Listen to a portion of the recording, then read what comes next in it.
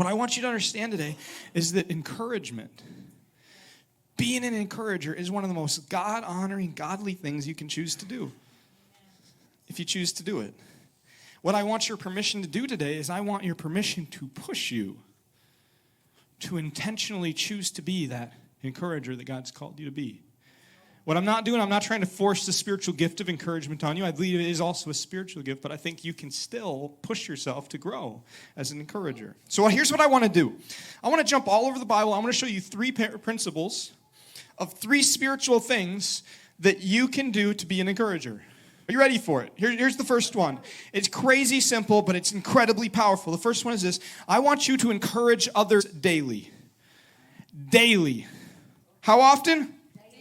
In fact, this is right out of Hebrews 3:13. Hebrews 3:13 says, but encourage one another. Daily. Encourage one another. Daily. And then it's a double positive. It says, as long as it is called. Daily. Encourage one another. Daily. As long as it's called. Daily.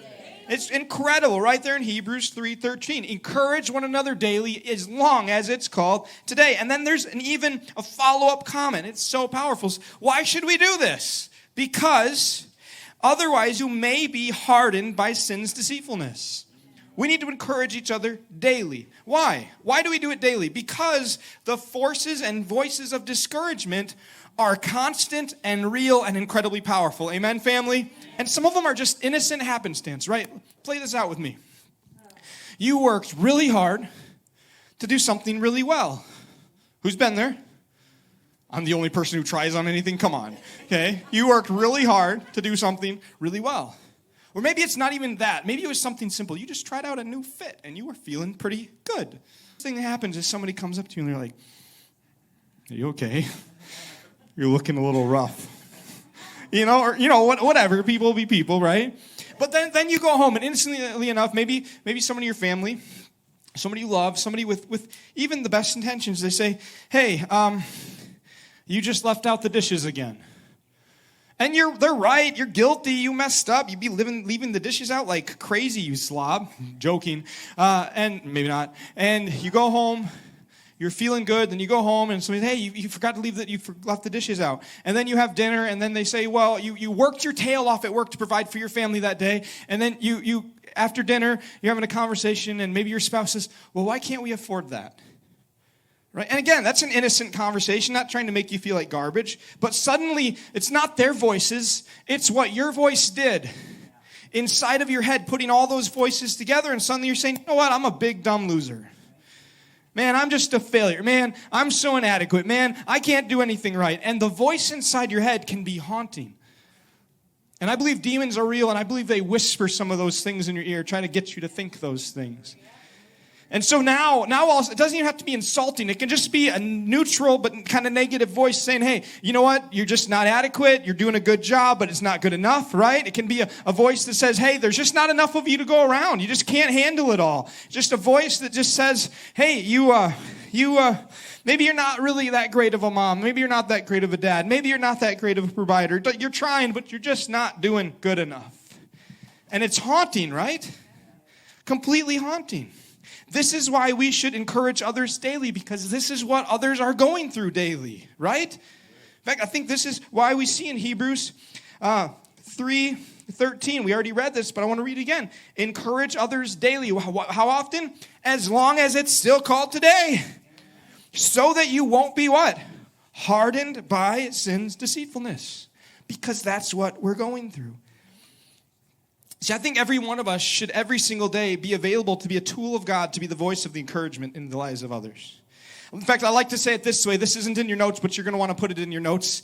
If you think something nice, say it. Spray it. Plaster it. Picture it. Post it. Do whatever. Text it. If you think something nice, say it. Just say it. Just say it. Just say it. Just say it. If you think something nice, say it. If you think something nice, say it. If you think something nice, text it in the chat. Say it. Say it. Say it. If you think something good, text it. In fact, this is one of the reasons I'm probably annoyingly aggressive about gospel community, but I want every one of you to either go to a gospel community. I think you should take your kids to Awana. Kids, I think you should go to youth group. Why?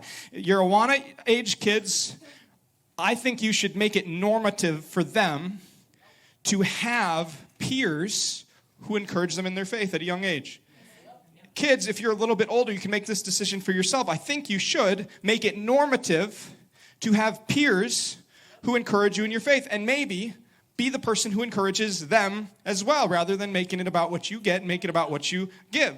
And adults, this is why I think you should go to Gospel Community, because I think you should surround yourself with peers who can encourage you in your faith. When you can choose to be the person who encourages people every day, God might use your simple encouragement to be something that is a huge deal to someone else. Let's keep going. Hebrews 10, verses 24 and 25 say, let us think of ways to motivate one another to acts of love and good works. Let us not neglect our meeting together as some people do, but let us encourage one another, especially now that the day of his return is drawing near. Imagine if we were a people marked by a relationship where we literally spend time together saying, how can I encourage you?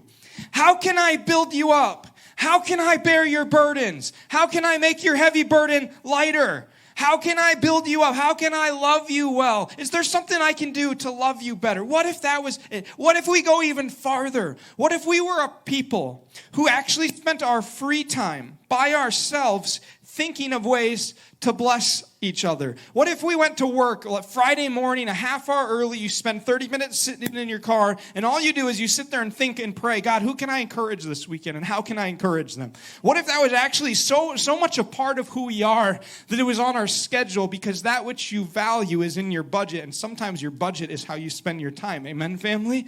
And so what if we were such encouragers that it's just part of who we are, and it's built into our very rhythms of life?